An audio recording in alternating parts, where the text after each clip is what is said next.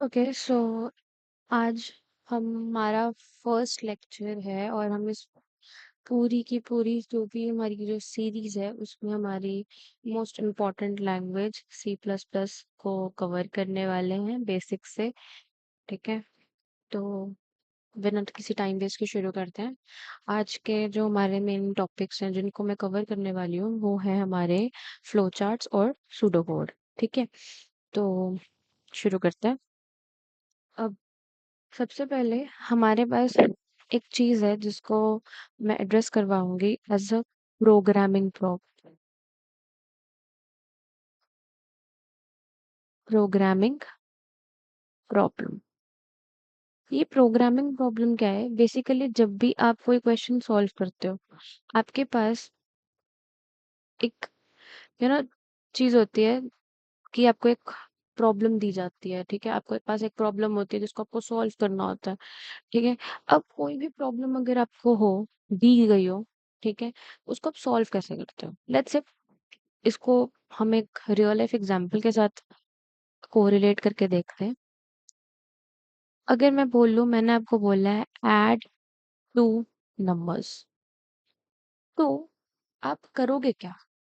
आप सबसे पहले you'll try to understand the problem, right? You'll try to understand the problem। ठीक है, मेरी प्रॉब्लम मेरे को क्या कह रही है कि आपको दो नंबर्स को ऐड करना है। ठीक है, मुझे मेरी प्रॉब्लम समझ आ गई। अब उसके बाद मैं चेक करूंगी वेरिएबल्स एंड वैल्यूज को। मैं अपनी प्रॉब्लम में वेरिएबल्स और वैल्यूज चेक करूँ।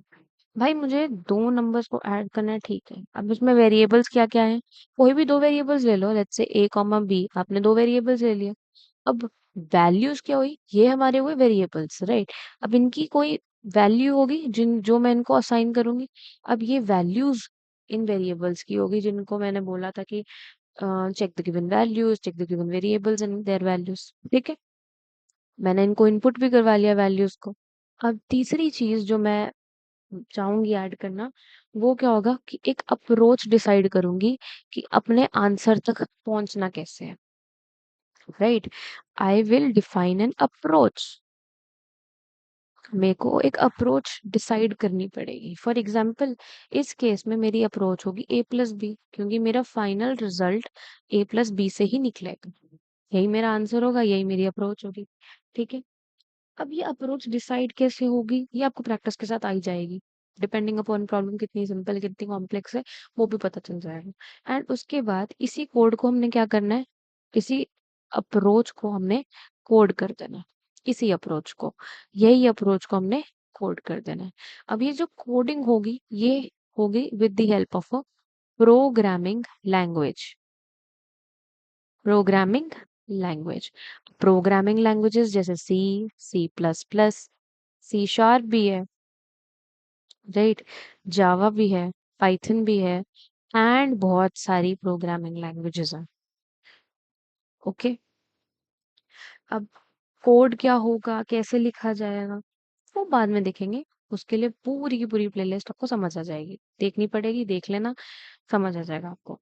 अब बेसिकली मैंने अभी जो इतना बताया इसमें मैंने क्या बोला कि आपको कोई भी प्रॉब्लम दी जाएगी, आपको पहले वो उसको उसके बारे में सोचना है, उसको समझना है कि वो प्रॉब्लम आखिर आपसे पूछ क्या रही है, आपको कहना क्या चाह रही है। फिर उसके बारे में राइट, फिर आप उसके बारे में सोचोगे, अच्छा ठीक है ये प्रॉब्लम मुझे ये कह रही है। ठीक है, उसके बाद तुम सोचोगे कि अच्छा इस प्रॉब्लम को हम ऐसे कर सकते हैं, ऐसे कर सकते हैं, ऐसे करेंगे, ऐसे करेंगे। आपको कुछ नहीं करना, आपको वही रफ सॉल्यूशन, वही रफ चीज आपको एक पेपर पे लिख लेनी है। जैसे मैंने यहाँ अभी लिखी है ये सब, यही चीज इसी तरीके से आपको अपने पेपर पे लिख लेनी है, राइट? उसके बाद अब इसको आप दो तरीके से लिख सकते हो, फ्लो चार्ट्स की फॉर्म में, सूडो कोड की फॉर्म में, और कई लोग जितने टैलेंटेड की कोड कोड की फॉर्म में भी लिख लेते हैं। ठीक है, अब हम इस रफ वर्क को, जिसको हम सूडो कोड या फ्लो चार्ट की फॉर्म में लिखते हैं, इसी को हम प्रोग्रामिंग लैंग्वेज में तब्दील करके will write it into the form of a code, right? अब यहाँ कोड के लिए प्रोग्रामिंग लैंग्वेज यूज होगी। जिसमें हम कोड करेंगे, राइट? यहाँ हम बहुत सारी प्रोग्रामिंग लैंग्वेजेस यूज कर सकते हैं, but we will be choosing C plus plus as a main language, right? अब बात करते हैं कि मैम आपने दो टर्म्स बोली, सूडो कोड और फ्लो चार्ट, तो हमें दोनों एक्सप्लेन भी कर दो। ठीक है जी, सूडो कोड और फ्लो चार्ट दोनों एक्सप्लेन कर देते हैं। देखो, यही रफ सॉल्यूशन को जब मैंने एक सिंपल इंग्लिश में, जो एक हाई लेवल अंडरस्टैंडिंग लैंग्वेज है, हाई लेवल लैंग्वेज में मैंने लिखा, तो ये सूडो कोड हो गया। ठीक है, दोनों सिस्टम प्रोग्राम डिजाइन के लिए यूज होते हैं, यूज दोनों प्रोग्राम डिजाइन के लिए होते हैं। ठीक है, प्रोग्राम डिजाइन के लिए दोनों यूज होते हैं। इट जस्ट डिपेंड्स अपॉन कि हमारी कन्वीनियंस कितनी है। ठीक है, हमें जो कंफर्टेबल लगता है हम वो यूज करते हैं। जब इसको मैंने simple high level language in the sense की, जैसे कि सिंपल लैंग्वेज में आप जैसे लिखा add two numbers, input a and b, sum equals to a plus b, आपको समझ आ रहा है। ठीक है, तो वो हमारी हाई लेवल लैंग्वेज होगी जो कि हमारे नियर होगी। ठीक है, लो लेवल लैंग्वेज वो होगी जो कंप्यूटर के हार्डवेयर के नियर होगी। ठीक है, अब ये उसका मतलब कि जो जितनी ज्यादा कॉम्प्लेक्स लैंग्वेज होगी वो उतनी ज्यादा लो लेवल लैंग्वेज होगी। ठीक है, अब फ्लो चार्ट क्या है? यही सूडो कोड जो हमने लिखा, यही pattern of approach of solving a particular problem को जब हम एक डायग्रामेटिक रिप्रेजेंटेशन की फॉर्म दे देते हैं, डायग्रामेटिक रिप्रेजेंटेशन की फॉर्म दे देते हैं, तो वो एक फ्लो चार्ट बन जाता है। इसके अंदर हम सारे स्टेप्स जो हम यूज करेंगे हमारे प्रॉब्लम को सॉल्व करने के लिए, उसे एक क्रोनोलॉजिकल ऑर्डर, एक सिस्टमैटिक वे में अरेंज करते हैं। अब flow chart is the main की आज जो हम पढ़ने वाले हैं।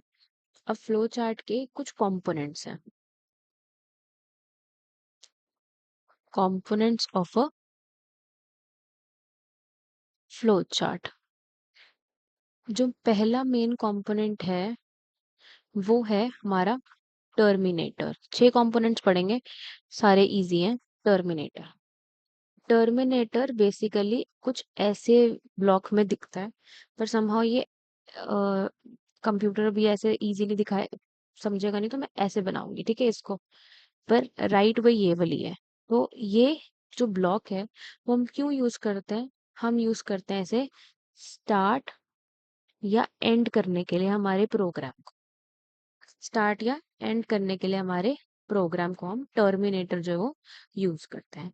फिर हम यूज करते हैं एक पैरेललोग्राम। अब ये पैरेललोग्राम क्यों यूज होता है?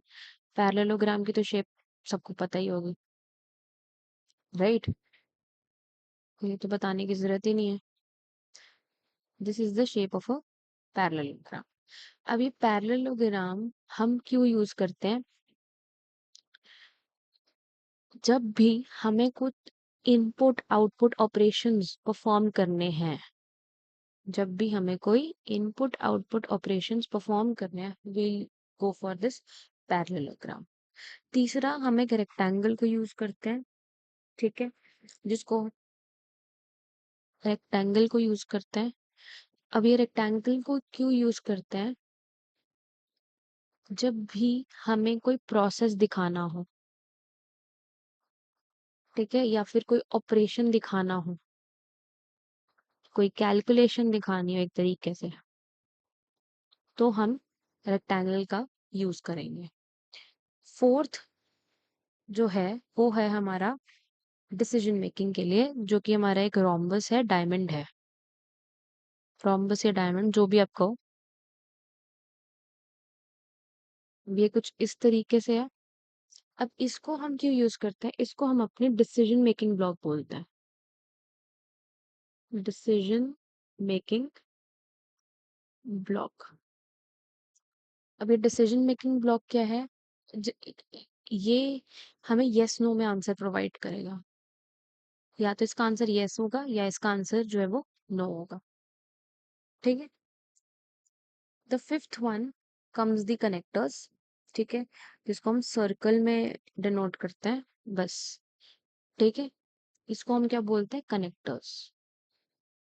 कनेक्टर्स, इनका इस्तेमाल हम इतना नहीं करेंगे, बट या एक कंपोनेंट बताना था, बता दिया।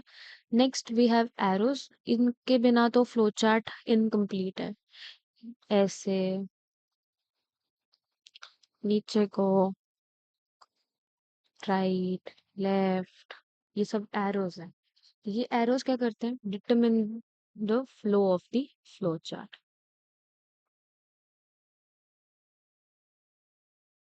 फ्लो चार्ट का फ्लो हमें कैसे पता चलेगा?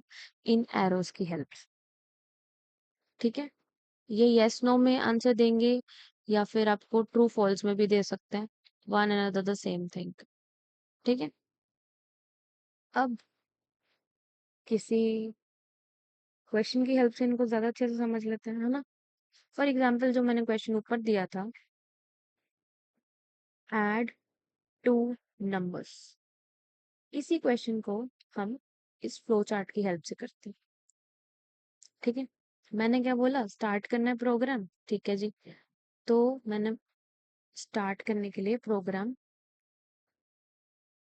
स्टार्ट बना लिया, अब एरो यूज कर ली। अब नेक्स्ट स्टेप क्या है? मेरे को इनपुट करवाने हैं 2 नंबर्स, है ना। तो मैंने क्या, इनपुट 2 नंबर्स से ए कॉमा बी। अब क्योंकि इनपुट है तो ये रेक्टेंगल में है, पैरेललोग्राम में आएगा। फिर नेक्स्ट स्टेप क्या होगा? मेरे को इनका सम चाहिए, तो sum equals to a plus b. ठीक है, अब क्योंकि ये एक प्रोसेस है, ऑपरेशन हो रहा है, कैलकुलेशन दिखा रहा है, तो ये एक रेक्टेंगल में आएगा। एंड देन हमने सिंपली आउटपुट करवा देना हमारे सम को, तो ये एक फिर से पैरेललोग्राम में आएगा। एंड फिर इसके बाद हमने अपने प्रोग्राम को एंड कर देना है।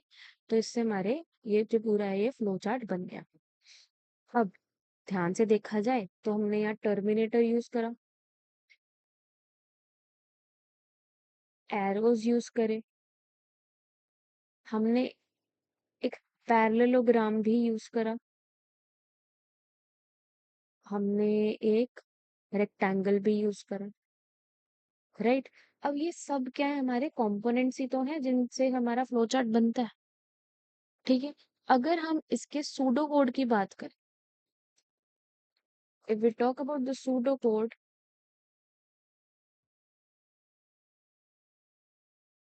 फॉर दिस पर्टिकुलर प्रॉब्लम, तो सिंपली सूडो कोड क्या होगा? टेक 2 नंबर्स से A and B, take 2 numbers से A and B, add them like a plus b, print like sum, जिसमें हमने a plus b स्टोर करा है, बस खत्म। ये हमारा सूडो कोड है। Are you getting my point?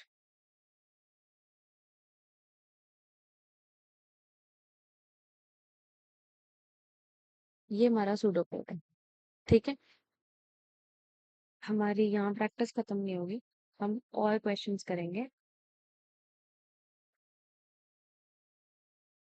For example हमने कैलकुलेट करना है सिंपल इंटरेस्ट, बड़ी इजी इजी प्रॉब्लम्स बता रही हूँ, ठीक है।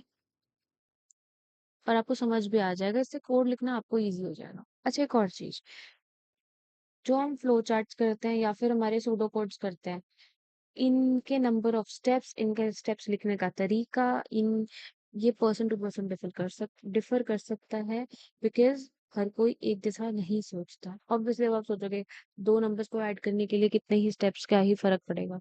क्यों? आपने क्या पता वो 6 स्टेप्स में खत्म करा हो क्वेश्चन, और कोई इंसान 2 ही में कर दे।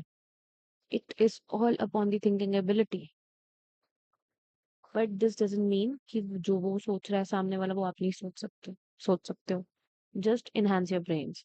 ठीक है, अब हमें पता है, हमने एक फॉर्मूला पढ़ा था सिंपल इंटरेस्ट का, P into R into T upon 100, जहाँ simple interest is equals to principal into rate into time upon 100, right. तो मैंने क्या करा? स्टार्ट करा हमारा प्रोग्राम, राइट। मैंने इनपुट करवाई वैल्यूज P R T। ठीक है, ओके। पैरेललोग्राम यूज होगा इनपुट के लिए। उसके बाद मैंने simple interest equals to P/R/T upon 100 वाले फॉर्मूले में वैल्यूज पुट करके सिंपल इंटरेस्ट निकाल लिया। ये एक रेक्टेंगल में आया क्योंकि प्रोसेस हो रहा है, ऑपरेशन हो रहा है, कैलकुलेशन हो रही है। उसके बाद मैंने सिंपली क्या करना है, आउटपुट करवाना है किसको, SI को। पैरेललोग्राम में आया एंड उसके बाद मैंने एंड कर देना। क्या ये समझ आया? बहुत इजी चीज है, बहुत इजी। इसका सूडो कोड क्या होगा, read PRT make SI equals to, मतलब calculate SI equals to P/R/T upon 100 and then output SI, print SI। Right. एक क्वेश्चन और लेते हैं। Let's say I need to determine या check whether A is greater than B or not। yes और no में answer देना है। तो मैं अब इसमें ध्यान से देखना, A greater than B check करना है। ठीक है, तो मेरे को दो वैल्यूज तो चाहिए। तो ठीक है, स्टार्ट करा प्रोग्राम। मैंने इसके बाद रीड करी दो values A, B। Fair enough. अब मैं क्या कर रही हूँ, मैं चेक कर रही हूँ is A greater than B। ये डिसीजन मेकिंग ब्लॉक है। अब इसका आंसर या तो यस होगा या फिर नो होगा, या तो यस होगा या फिर नो होगा। ये तो मैंने आपको पहले भी बताया था। अगर यस है तो प्रिंट क्या करोगे, हाँ जी यस। अगर नो है तो प्रिंट क्या करोगे, ना जी नो। अब ये क्योंकि हमारे आउटपुट्स हैं तो इनको पैरेललोग्राम में डाला जाएगा। राइट। और क्योंकि इन दोनों चीजों के बाद हमारा एंड हो जाना चाहिए प्रोग्राम, तो यहाँ एंड लिख दूंगी मैं। बस, this is how question is solved. एक आप भी ट्राई करो ये क्वेश्चंस, आप सब ट्राई करना रोक रोक के, ठीक है वीडियो। ये क्वेश्चन करवाने से पहले आपको पहले मैं एक कॉन्सेप्ट करवाना चाहती हूँ, जो है the concept of modular operator. New concept, very very important. ये कॉन्सेप्ट है मॉड्यूलर ऑपरेटर। अभी मॉड्यूलर ऑपरेटर क्या है ये, अब ध्यान से देखना। ये मॉड्यूलर ऑपरेटर क्या है, basically it gives the reminder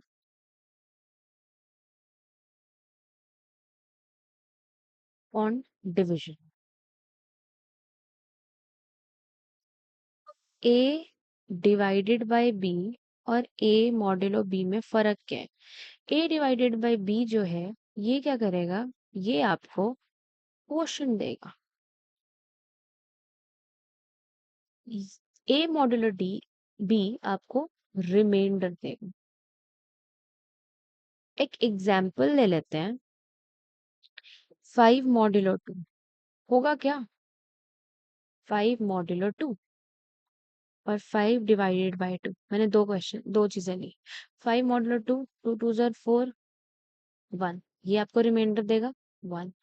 पर 5 मॉड्यूलो 5 डिवाइडेड बाय 2 आपको क्वेश्चन देगा, ये होता है क्वेश्चन, ये होता है रिमाइंडर। यहाँ रिमाइंडर लिख दिया, यहाँ क्वेश्चन लिखा जाएगा। उसी तरीके से हमने एक और चीज क्वेश्चन करा, 6 मॉड्यूलो 4। अगेन 6 4 1, तो रिमाइंडर आया। मैंने करा 8 मॉड्यूलो 4, ये तो ऑब्वियसली जीरो आएगा। क्यों जीरो क्यों आएगा, क्योंकि 4 2 ज़र 8 होता है। राइट। अब ध्यान से देखना, एक important case, very important case.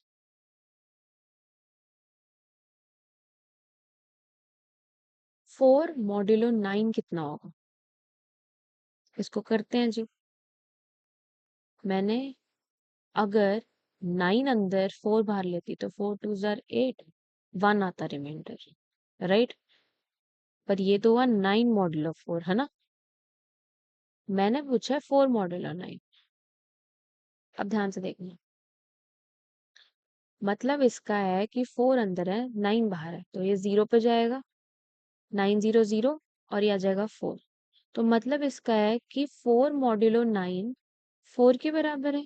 इसका मतलब कि जब अगर हम a मॉड्यूलो b कर रहे हैं तो इसका ये हमें एक रिमाइंडर देता है, right? But if a is less than b, तो a मॉड्यूलो b हमें a के बराबर ही आएगा। समझ आई? अगर 4 मॉड्यूलो 7 भी होता तो भी वो 4 ही आता। 3 मॉड्यूलो 7 3 आता, 4 मॉड्यूलो 7 4 आता, 5 मॉड्यूलो 7 5 आता, 6 मॉड्यूलो 7 भी 6 आता, 2 मॉड्यूलो 7 भी 2 आता, पर 7 मॉड्यूलो 2 कितना आता? 5, सॉरी 1। Got it? अब इससे हमें एक और चीज भी क्लियर हुई कि अगर मैं लिख रही हूँ n modulo 2, n let be any number, n modulo 2 मतलब n को मैं 2 से डिवाइड कर रही हूँ। इसका मतलब हुआ अब हमारे पास जो नंबर है या तो वो इवन हो सकता है या ऑड। इवन का वो होगा अगर रिमाइंडर हो जाएगा 0, और अगर रिमाइंडर होगा 1 तो वो ऑड होगा, राइट? नंबर दो ही हो सकता है ना, वो चीज। तो n मॉड्यूलो 2 अगर 0 हुआ तो इवन, अगर नॉट इक्वल टू 0 हुआ तो ऑड। ये नॉट इक्वल का साइन होता है, ठीक है? अब अगर हम नंबर्स के बारे में बात कर रहे हैं तो नंबर्स के अंदर मैं आपको एक और चीज भी बताना चाहती हूँ। नंबर्स दो ही तरीके के हो सकते हैं, या तो इवन होंगे या ऑड होंगे, राइट? एक थ्योरी तो ये है नंबर्स के लिए। The other theory that numbers के लिए जो चालू है वो ये है, नंबर्स, कोई नंबर है, राइट? कोई नंबर है, वो तीन प्रकार का हो सकता है। तीन प्रकार कैसे? या तो वो पॉजिटिव होगा, या वो नेगेटिव होगा, या वो जीरो होगा, राइट? या तो वो पॉजिटिव होगा, या वो नेगेटिव होगा, या जीरो होगा। अब इन दोनों थ्योरीज पे हम अब ये क्वेश्चन करेंगे, ठीक है? जैसे पहला क्वेश्चन, चेक n इवन है या ऑड है। हमने फिर से वही स्टार्ट से शुरू करा। मैंने सबसे पहले n की इनपुट लिया, ठीक है जी, n रीड कर लिया,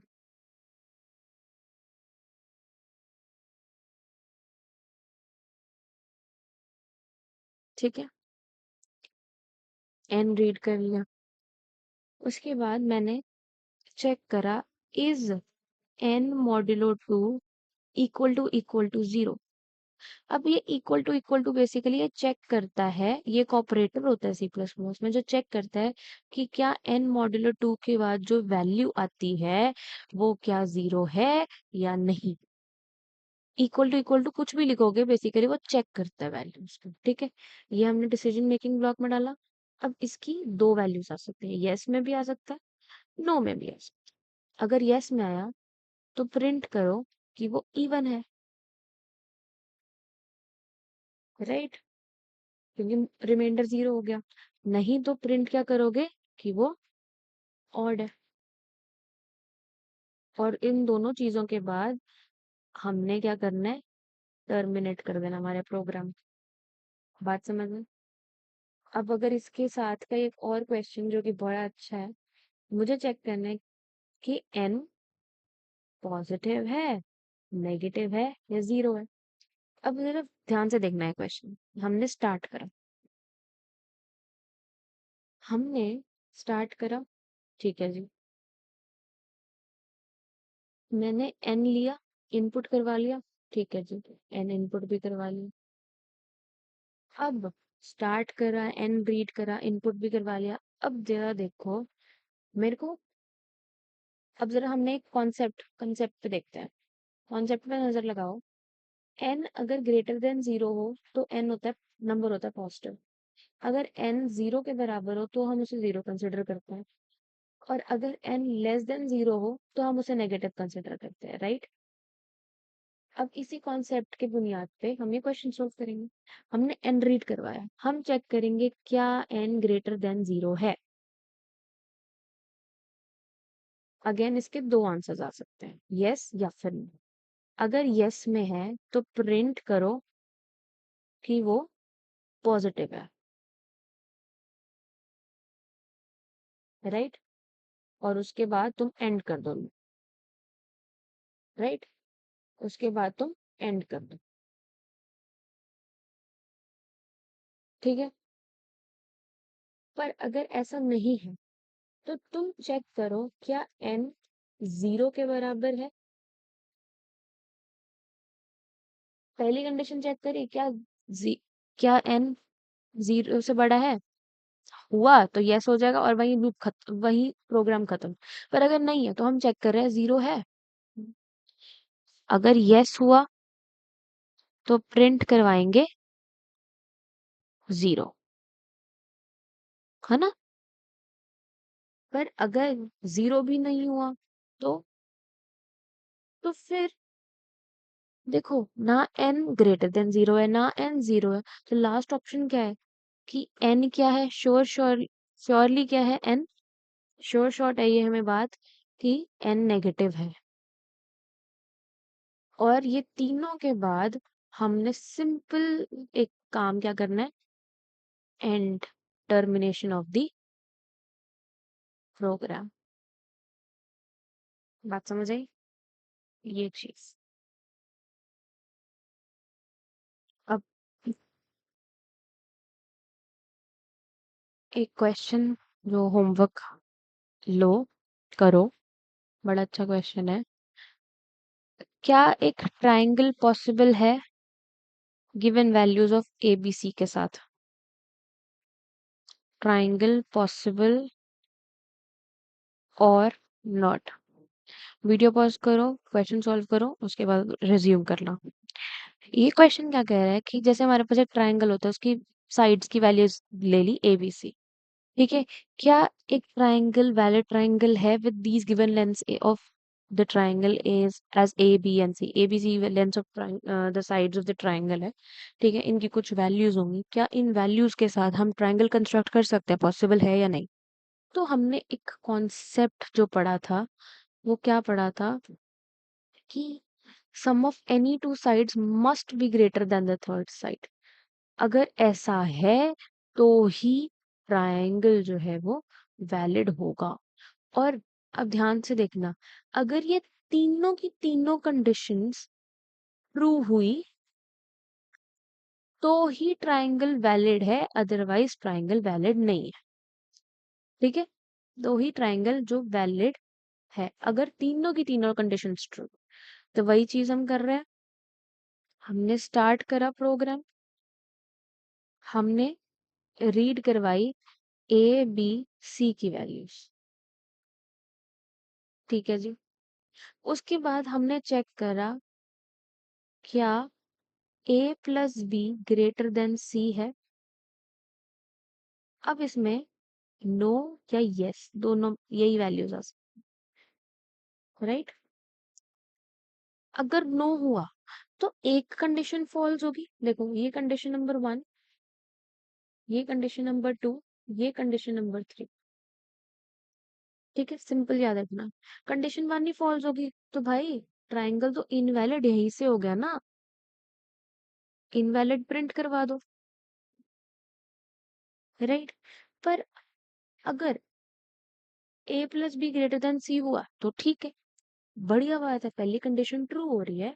तो हम दूसरी कंडीशन चेक करेंगे, क्या b प्लस सी भी a से बड़ा है। अगर ये वाली कंडीशन फॉल्स हो गई तो फिर से सेकंड एक भी कंडीशन फॉल्स होगी तो ट्रायंगल तो इनवैलिड हो गया। पर अगर ये भी यस हो गई तो तीसरी कंडीशन चेक करो कि क्या ये भी चेक हो गई तो तीसरी चेक करो ए प्लस सी भी बी से बड़ा है।